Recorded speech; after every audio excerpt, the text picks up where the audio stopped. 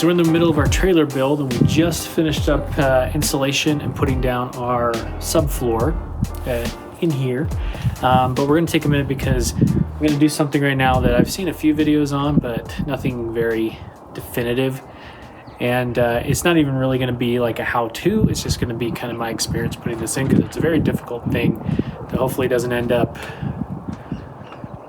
like the spray foam debacle. So we're gonna put in a door hatch or door handle here, a latch, just like you'd have on our RV, so you can shut the door from the inside, because right now we just have this kind of handle thing here, and you can't close it from the inside, it just hangs open. So we have to have that for sure. A couple of things that as you can notice on this door, this is the bare metal, the outside sheath of metal. So we took off the plywood cover here, and I'd recommend doing that, because then it's easier to actually cut into this. You're not having to worry about cutting through the plywood as well. It doesn't take long to do. It's pretty simple to get back on. So I would suggest that. And that's why I did it. And then once we do that, we'll get our purple pinkish foam board into this thing and get it all sealed up. So we're gonna do that. Right now I've got things marked out and an angle grinder, and we're just gonna go down. So let's do it. So the one that we are going with is from AP Products. This is literally the one that was in my local trailer supply shop. It's very basic, has a deadbolt on it. And this is the guy right here. I've already actually measured out the back here to make sure that, actually this right here, to make sure I've got it correct. And it goes in here just about, I don't know, about 3/8 of an inch, something like that. So not too far, and then it should fit into our trailer door. So that is the latch we've gone with. So like I said before, I've got the plywood, the inner plywood part that covers this up off, and that'll allow us to cut through the thinner sheet metal here in order to get this in. We will have to grind through this stuff too, or cut through this to get our latch through there. But we're just going to take it a little bit at a time, and because this is something you definitely don't want to screw up. And as you can see here, this is where I've measured it off. I kind of gave myself a center point between the screws. It's kind of center, doesn't have to be perfect. And then I measured this out. So I'm going to cut on these lines here. And then if I need to grind just a little bit away to make it fit, that's what we're going to do. We want to start smaller and then work our way out so that we don't screw something up. Now it has a pretty big lip. It'll come over here and kind of cover up that portion. So if we go a little far, it shouldn't be too bad, but we want to make this as clean as we can. So let's go ahead and start cutting.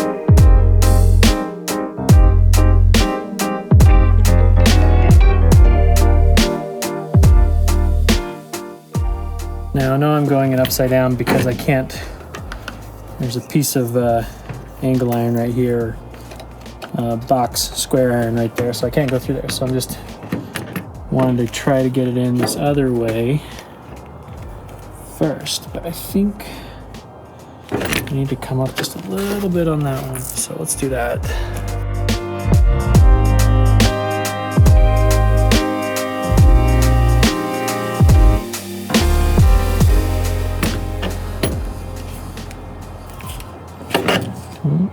A little bit more.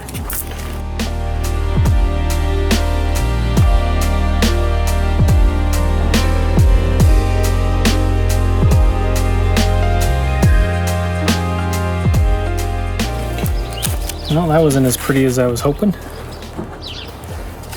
but I should be able to get this. Yes, again, I know this is upside down, but Should be able to get this guy in somehow. There we go. So that's there. And it'll go the other way around, but we can get it in and figure out where we need to drill into this, this square iron piece that is the frame of the door. So now let's do that. And that doesn't look good, I know. It's the wrong way, but we're probably gonna be going here. By the way it flips around, we'll just pop this out, and if we kind of put it how it's going to be, then we can we'll line this up and see where we need to cut. And we're not gonna cut on here, we're just gonna cut on this side in here. So we can have it come through and out this other side. So this ought to be fun.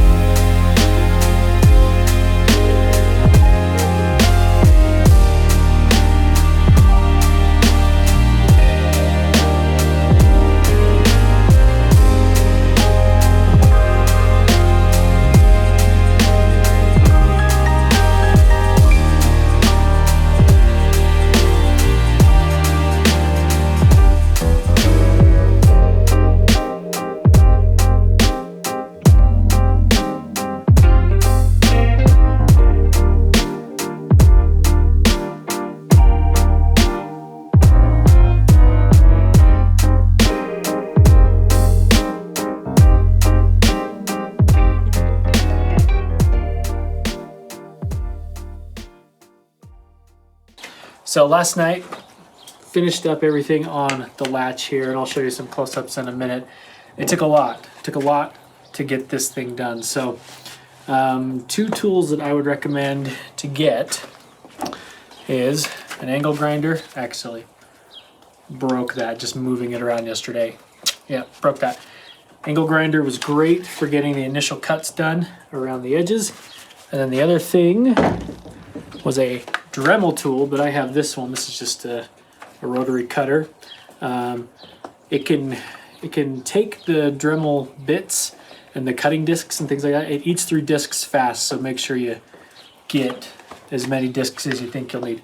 I went through 8 of them to get this done, and it took quite a bit to get it, you know, just make the cuts right and get them deep enough that I had to, or you know, that the thing could fit in. I also had to bend a lot of the thin sheet metal here to finagle this guy in. Now this has the indoor latch on. I'm going to take that off to get everything else put in here, but that's kind of the basics of it. You really want to just take your time at this, and that's why I went so late last night, because you want to take your time on this, make sure you got your cuts right and you know where you're going. A couple things to look at is I had to notch this a lot further out than I wanted to be able to get this whole thing in. And then if you can see, I hacked at it pretty bad right here too, so that, you know, I think I'm gonna either put some spray foam in there or something to kind of help seal that off.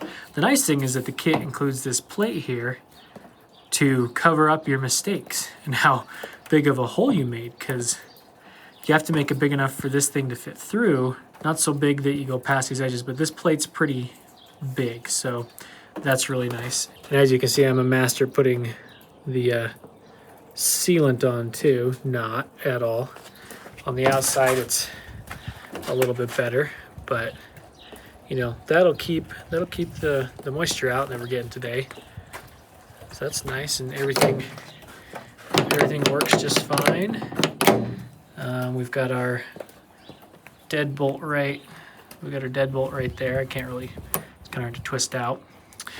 The last part of this was this little latch right here.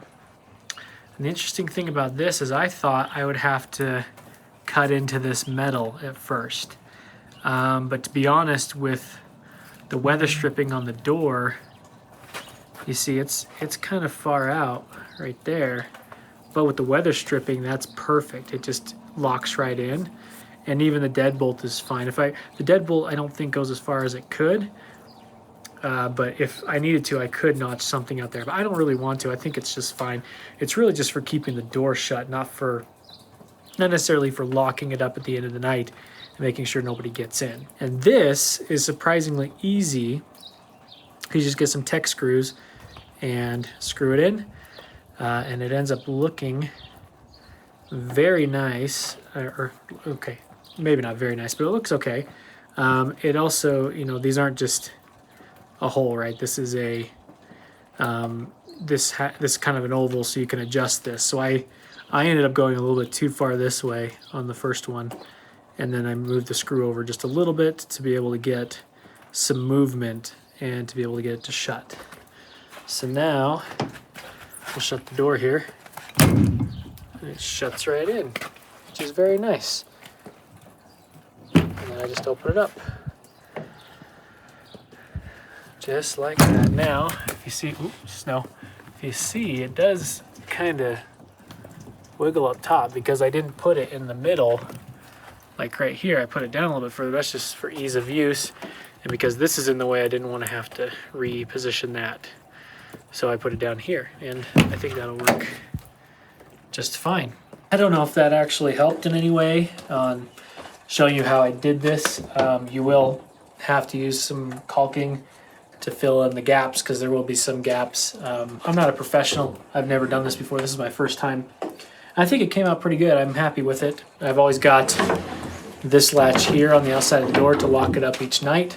So I'm not really too concerned about security. If you're doing this on an RV, it's usually pretty easier because it's meant for an RV door, not for a cargo trailer door. I would say just take your time. Obviously the angle grinder and some sort of rotary tool is very, very much recommended to make this work, and hope this helped in some way to make this easier for you.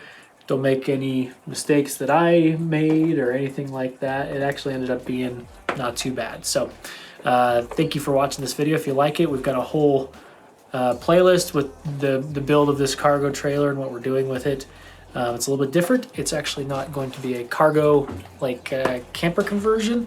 It's a professional audio mixing room, or whatever you want to call it, a broadcast audio. I call it a broadcast trailer, but it's like an audio broadcast trailer where you mix audio. If you liked it, give us one of these. Consider subscribing and doing the bell thing and all that fun stuff, and we will see you next time.